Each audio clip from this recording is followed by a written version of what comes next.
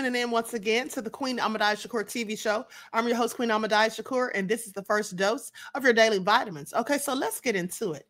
Now, this is a story about a cop. Well, he's now been fired, of course, but he had relations with a 13-year-old. Now, he didn't get much punishment, and in fact, he only got weekends in jail. Okay, so please pay attention. This is all nefarious. And the family, of course, they're not happy about it, but this supposedly happened because they didn't want the 13-year-old to have to testify against him in court. Okay, so let's get into it. Ericketta, this isn't the outcome the DA's office wanted, right? Not at all. I asked about that, and I also asked about whether the judge on this case should have recused herself because she's married to a Rochester police cop. Now, let's just get right into it. District Attorney Jim Ritz says this isn't a conflict of interest. Judge Christina Carley's husband doesn't know Jordan. He also says she has a lot of experience handling sex crimes, and prosecutors are confident that her husband's profession wasn't a factor in Judge Carley accepting this plea agreement. Now, as for why he got the sentence he did, attorneys say the victim didn't want to testify and face Jordan in the courtroom. Kelly Wolford, says they offered a plea deal to protect her from being re-victimized. Sean Jordan was a city cop for nearly 15 years. He is a young child himself, and Brett, Indiana, the assistant district attorney, says his life is going to change. He can't be around children under the age of 18. He can't go to any child's events, and he can't go to a baseball game if his child plays baseball. He can't go to a school. He can't go to a daycare. He can't live by a school or a daycare or a park. Are you also a mother? I'm a mother of 3. So does that kind of come resonate with you when you work with mothers? Every mother wants to say they can protect their kids, and there's nothing she could have done here. And it's really hard to look at her and say, just love her. Going back to the judge on this case, I did reach out to Carley's office, who's been on the bench for 6 years. I reached out for comment. She did not immediately pick up the phone. We also tried to get comment from Jordan and his attorney last night. They did not speak after that sentencing. Reporting live at the Ontario County Courthouse, Ericketta Cost, News 10 NBC.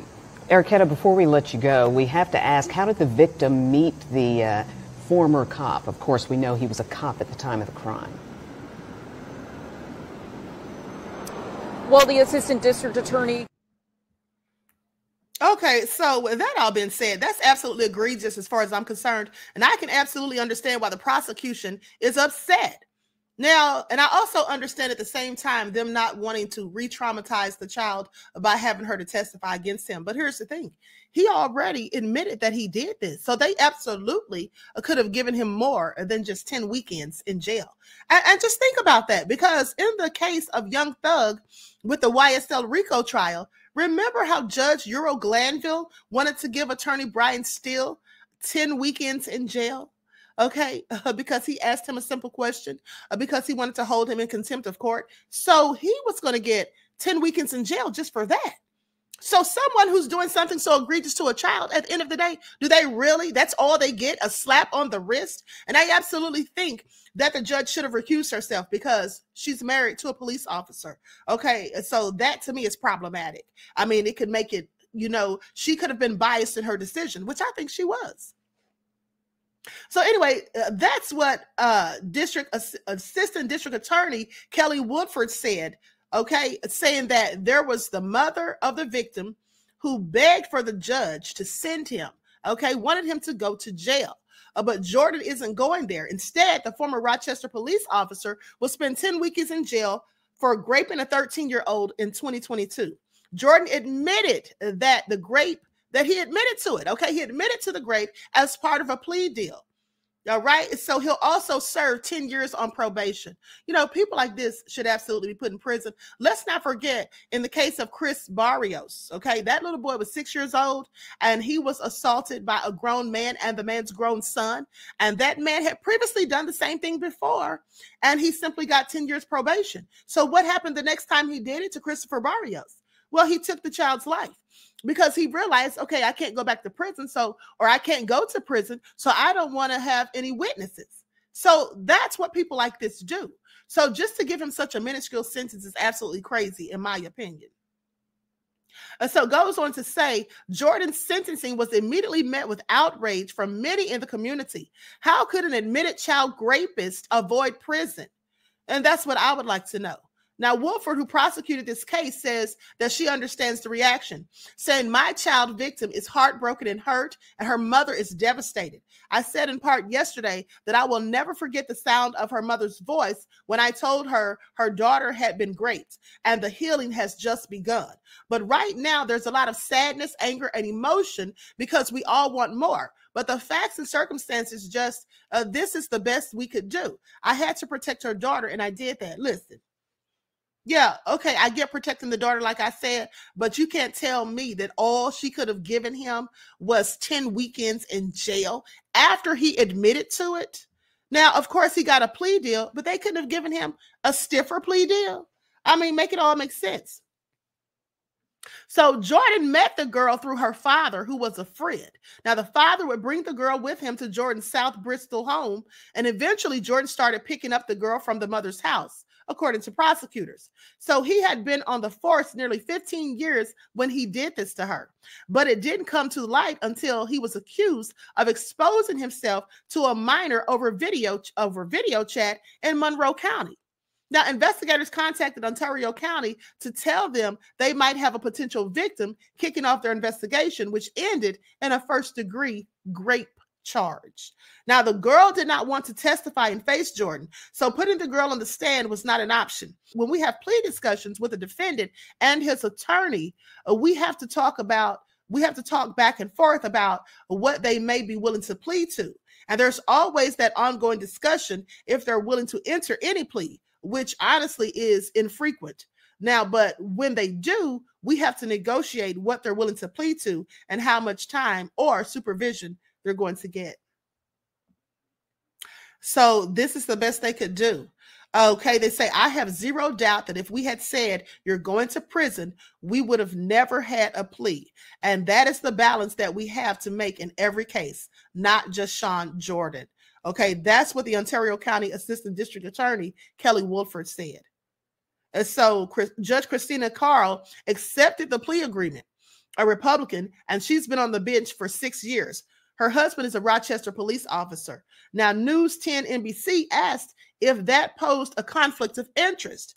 Okay, District Attorney Jim Ritz said that he is confident her husband's profession did not play into the role of how she chose her decision.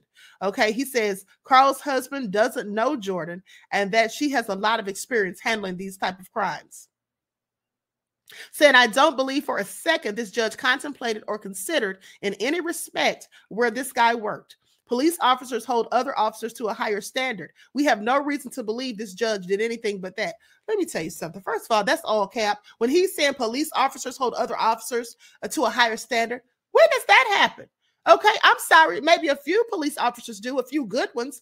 But at the end of the day, there's the blue wall of silence. Isn't that what they call it? There are officers who watch their partners and other cops engage in nefarious corruption and they don't say anything. So do they really hold them to a higher standard? And also, let's not forget that when some cops who are whistleblowers, they come out and speak on the corruption within their departments or about other officers who've done nefarious things, they often are met with consequences. Sometimes they turn up dead. Or like in the case of Frank Serpico, who was shot in the face after they lured him to a drug deal where they didn't even back him up when he called for backup. Okay, so these are some of the things that happen.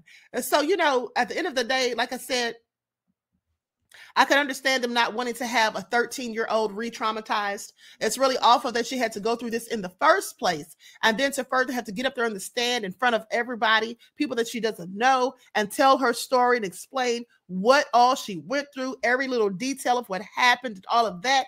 Yes, that absolutely could be traumatizing. I know it could.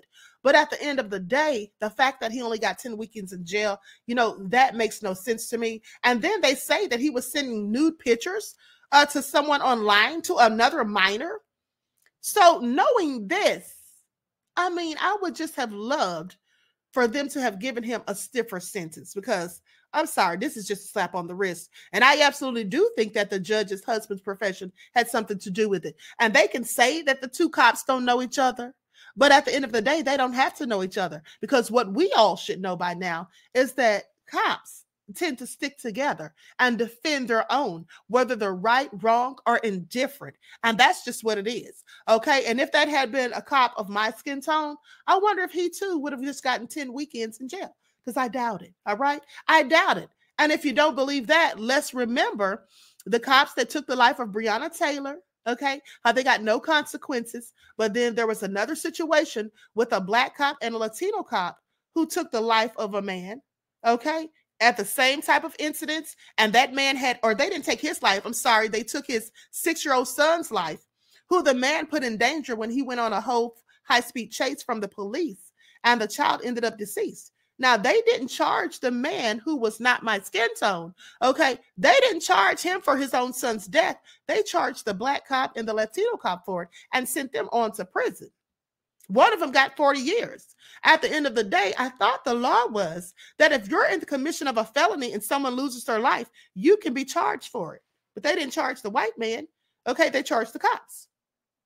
Let's also not forget the case of the 2 Black cops who went into the home of 2 Caucasians, a white woman and her husband, and they went in with a no-knock warrant, just like in the case of Breonna Taylor. They got into a shootout with these people and took their lives. Okay, they too went to prison. Okay, so it works different based on what you look like, and that's what we all know. So I don't think that if this had been a Black cop and who had done such a nefarious thing, that he would have simply gotten 10 weekends in jail and then 10 years of probation. Okay, please make it all make sense. And now, mind you, activists said that this was basically the epitome of an injustice, and it absolutely is. Because first of all, like I said, he's done this before, okay? He's admitted to this, and then they say this is one of at least 2 allegedly sexually predatory crimes that he committed while serving on the Rochester Police Department force.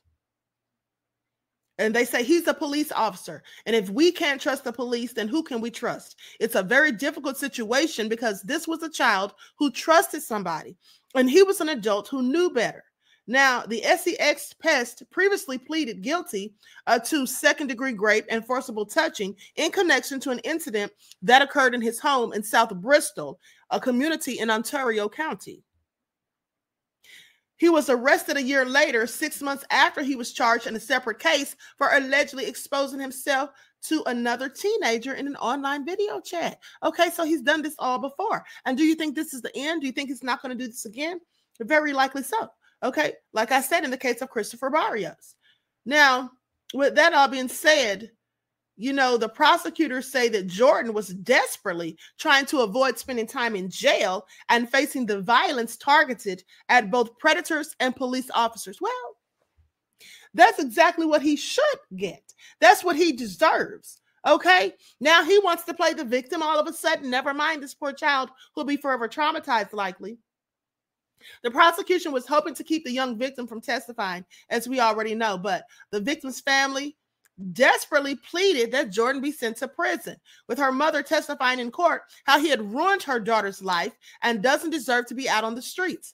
And activists also voiced criticism of the plea deal, which the judge approved after telling Jordan, "I hope you feel shame." Who cares if he feels shame? Listen, here's the thing. People like him don't feel shame. That's why they do the things they do. How could you look at yourself in the mirror knowing that you did such heinous things if you were able, had the capability or the capacity to feel shame? Okay, he has no shame. Now, they say this sentence is the epitome of injustice and a dangerous nod to child sexual predators, letting them know, no worries, we won't go too hard on you. This is what Catherine Robb, the national director of the Children's Justice Campaign at the Enough Abuse organization, said, saying this little girl will be imprisoned by her memories for life, while the rapist loses a mere 20 days of his liberty. Jordan, who will register as an SEX offender, could still face prison time for his second sexual offense, which triggered his suspension and subsequent resignation from the Rochester Police Department. And so, anyway, a court date has not yet been set or scheduled for that case. So, like I said, this man's done this before. Do we really think that probation and a slap on the wrist, weekends in jail, really, that's going to stop him? No, absolutely not. Because let's keep in mind that the first time he got caught on the video chat, well, then he still did it again. So who's to say? He's definitely someone who needs to be in prison. Okay. And like I've told you before, people who engage in these sorts of things with children, this is not something that they just stop overnight. Okay. This is not something that they just do once and then quit. This is something that they likely will always do because they will always have an attraction. Okay. That's what they will do. I mean, just think about it. If you're heterosexual, won't you always be that way? So if someone's a PDF file, isn't it likely that they'll always be that way? And there's no training. There's no diversion programs. There's no sorts of shock treatment or any type of medical things or therapy that you can give them to stop them from being this way. I just don't think that there is. Okay. And if there is, in fact, then let me know.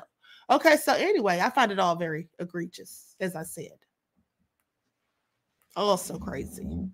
With that all being said, please drop me a comment and let me know what you think about this story, because I find it very egregious at the end of the day. And listen, they even said that the mother and her child were devastated after they found out what he was going to be sentenced to, because even though they didn't want the child to have to be re-traumatized, I'm sure they had hoped and expected, in fact, that he would have at least gotten some years. Okay, at least 2 or 3.